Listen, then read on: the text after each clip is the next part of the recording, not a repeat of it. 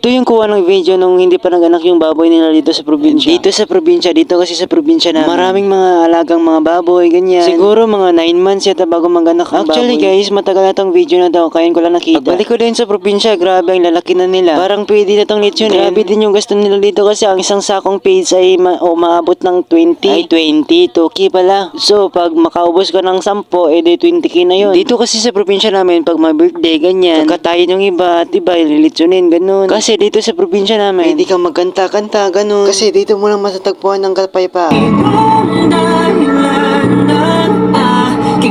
Tingnan nyo naman, sa katagal-tagal na hindi nagagamit ito na ngayon. Punong-puno ng alikabok.